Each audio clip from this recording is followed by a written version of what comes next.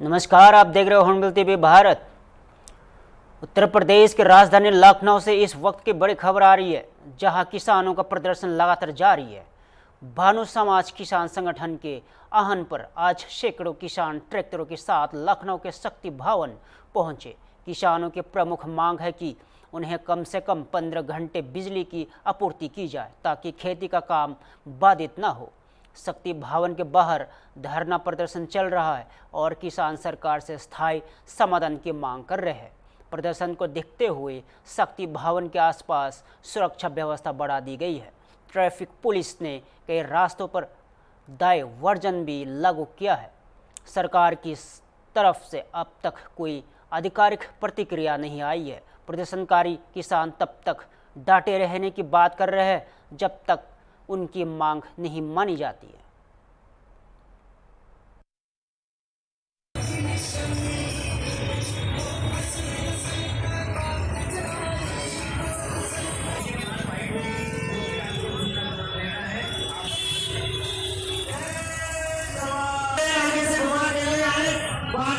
वही रोड पर रोक दे, अंदर इतनी कैपेसिटी नहीं है कि हमारी जनता और पब्लिक बैठ गई।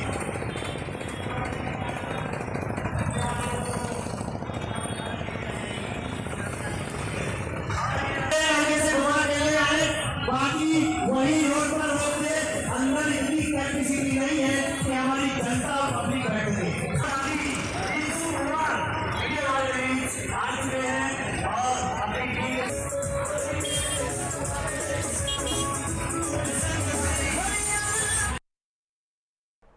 जम्मू कश्मीर से एक बड़ी और अहम राजनीतिक खबर सामने आई है।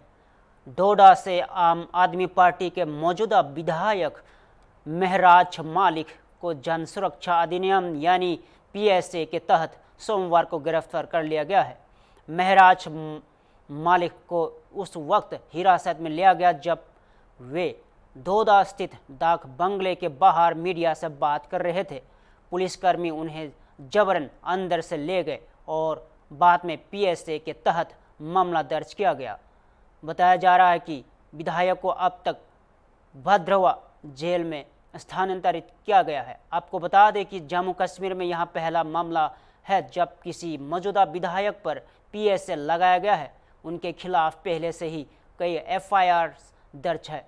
इस बीच विधायक के पिता शमसुद्दीन मालिक ने गिरफ्तारी पर सवाल उठाया है।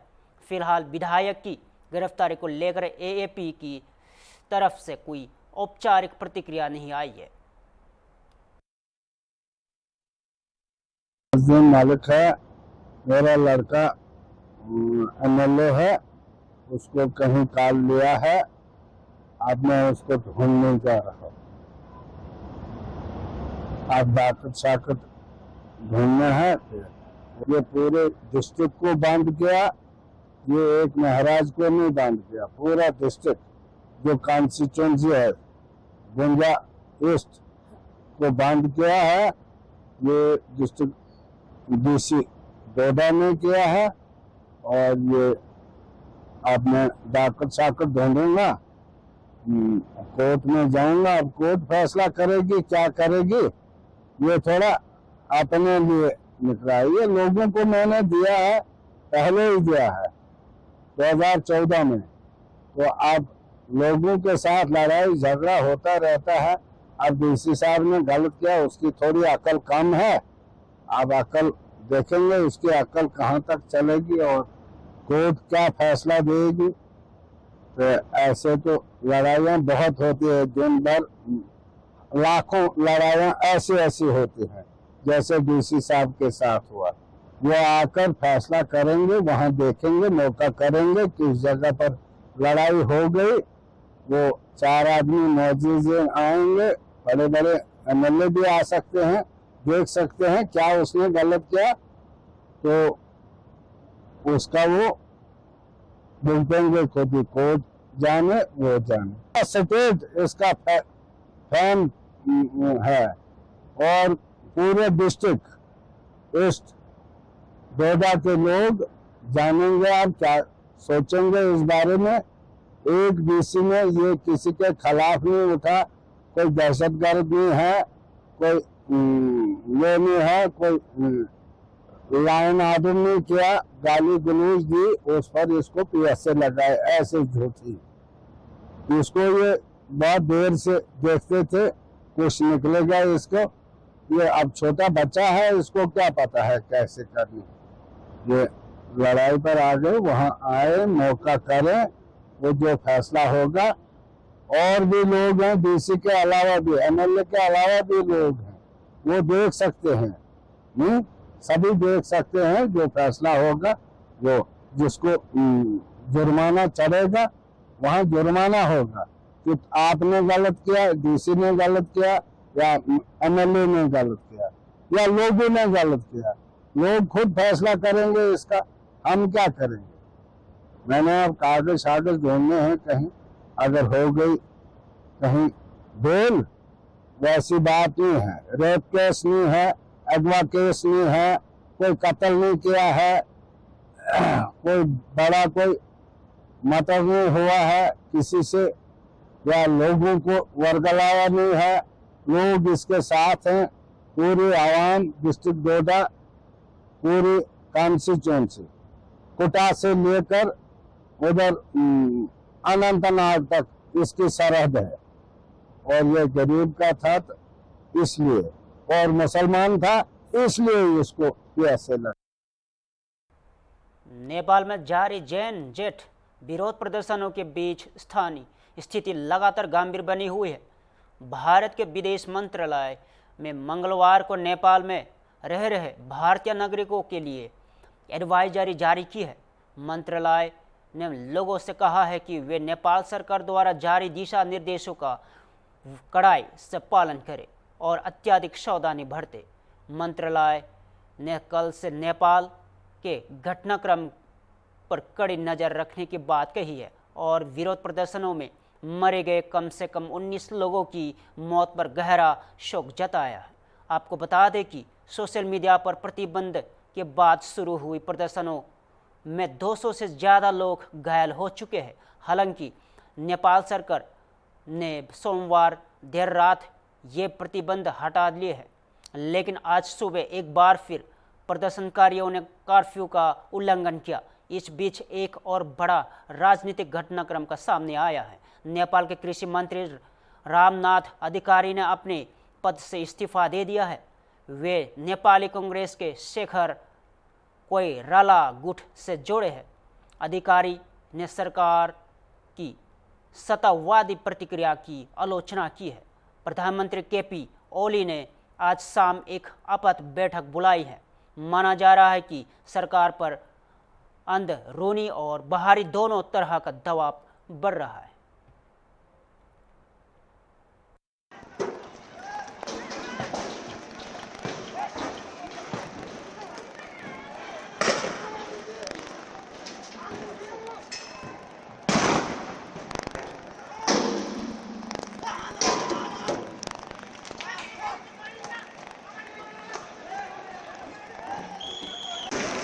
पुलिस चौकी सबै फुटाइदिसकेँ मैले। फ्यान पनि सबै फ्यानको सिसा फुटाइ तपाईँ किन भाग्नु भएको? देशको लागि र जनताको लागि आएको भए अगाडि बढ्नु। पहिलो पनि म थाप्छु, आउनुहोस्।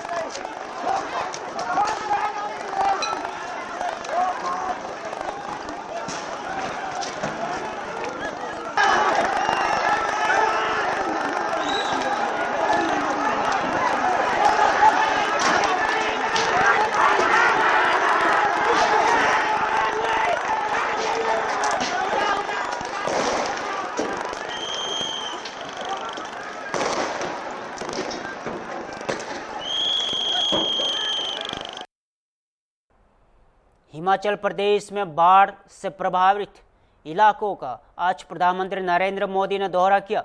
वो कांगड़ा जिले के घाघल हवाई अड्डे पर उतरे, जहां मुख्यमंत्री सुखवीर सिंह सुखू ने उनका स्वागत किया। प्रधानमंत्री ने हवाई सर्वेक्षण कर बाढ़ से प्रभावित क्षेत्रों की स्थिति का जायजा लिया और एनडीआरएफ टीम से मुलाकात कर राहत कार्यों की जानकारी ली। इसके बाद प्रधानमंत्री मोदी ने कांगड़ा हवाई अड्डे पर राज्य के वरिष्ठ अधिकारियों और नेताओं के साथ एक अहम बैठक की अध्यक्षता भी की। प्रधानमंत्री ने बाढ़ प्रभावित लोगों से भी मुलाकात की और उन्हें हर संभव सहायता का भरोसा दिलाया। पीएम ने कहा कि वे केंद्र सरकार राज्य सरकार को इस कठिन समय में अकेला नहीं छोड़ेगी और जल्द से जल्द राहत और पुनर्वास के लिए आवश्यक कदम उठाएंगे जाएंगे।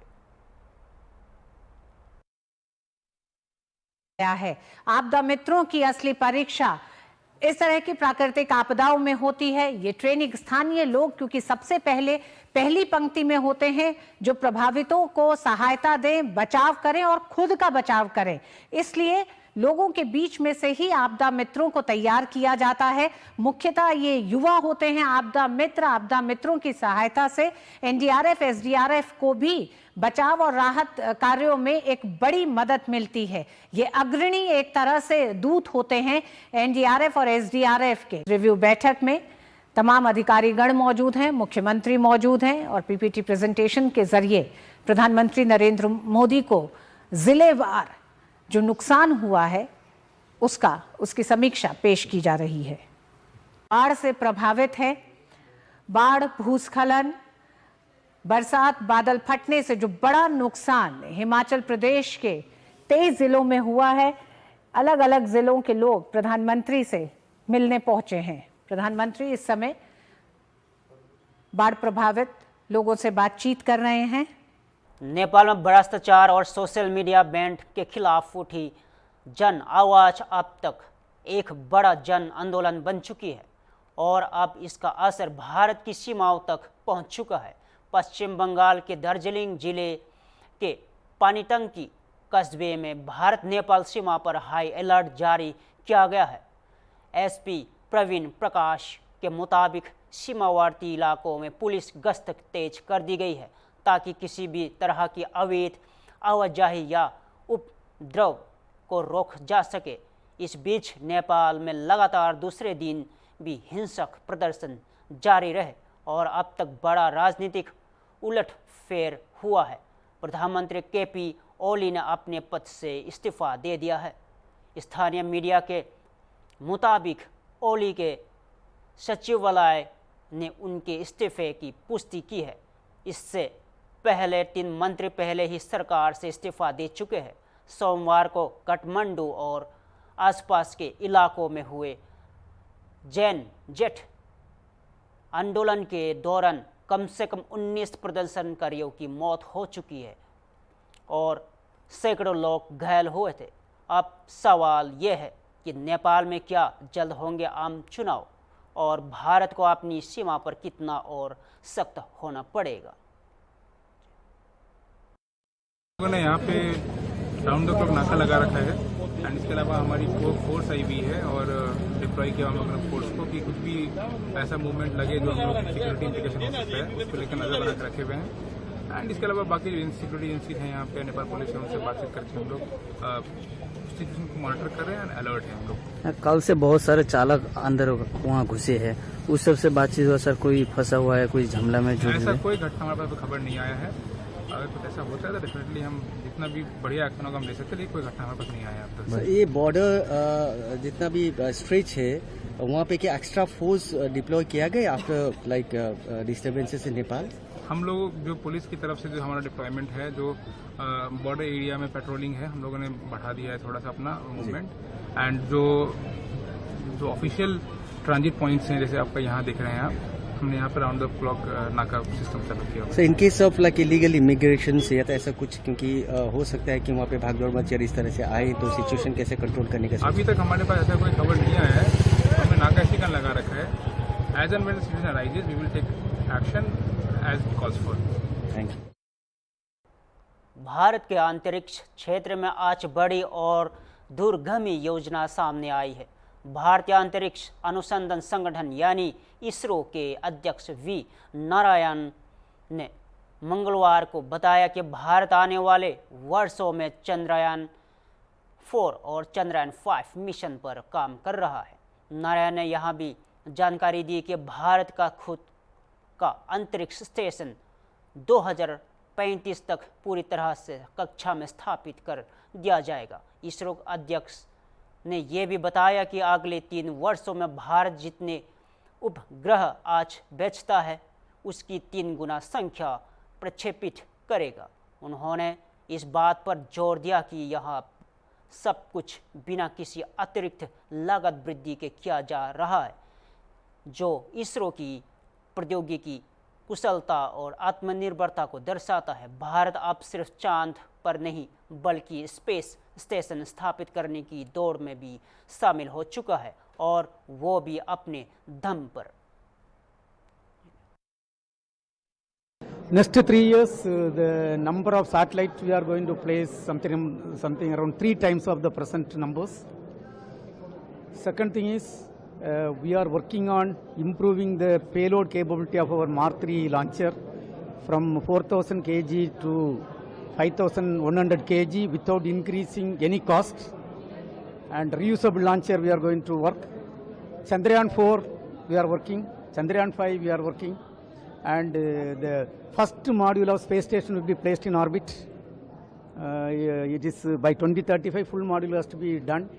And Gaganyaan, we are working for so many years, and we are going to have the uncrewed mission this year and crewed mission first quarter of 2027.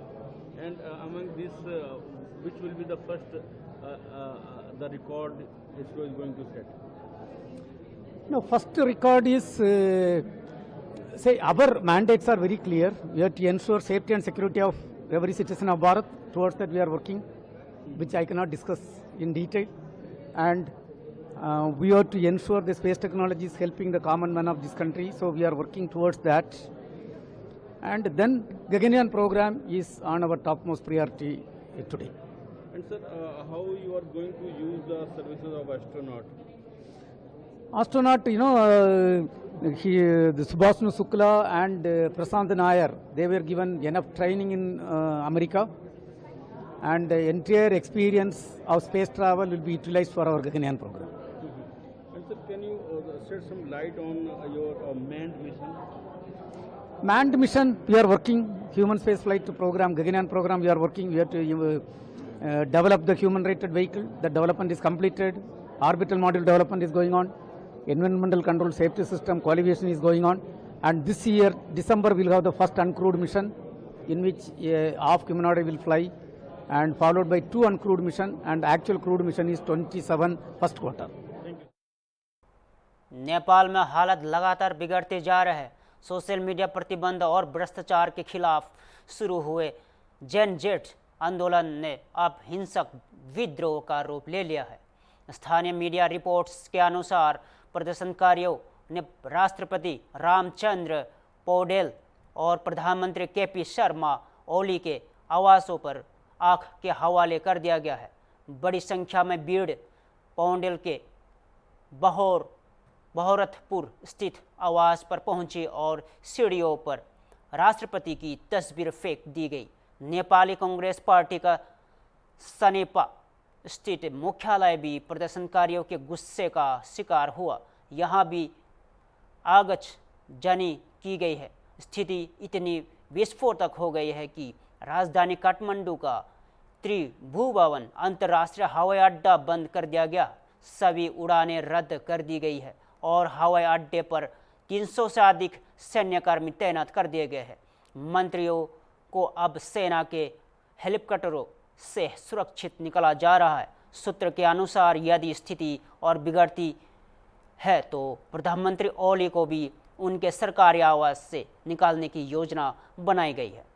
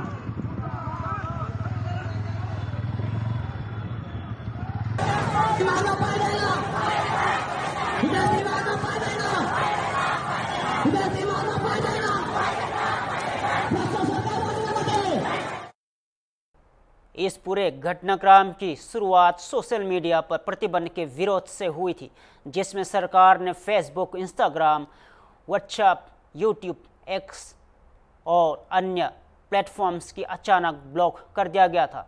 सरकार का दावा था कि यह कदम फर्जी आईडी, अभद्र भाषा और ऑनलाइन अपराधों को रोकने के लिए जरूरी था। हालांकि सोमवार देर रात जनता के गुस्से को देखते हुए सोशल मीडिया एक्सेस बहाल कर दी गई है, लेकिन अब सवाल यह है कि क्या यह फैसला बहुत देर से आया और क्या नेपाल अब एक गृह संकट की ओर बढ़ रहा है।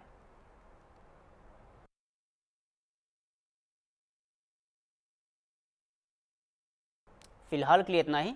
देश और प्रदेश से जुड़े हर खबरों के लिए देखते रहिए हॉर्नबिल टीवी भारत।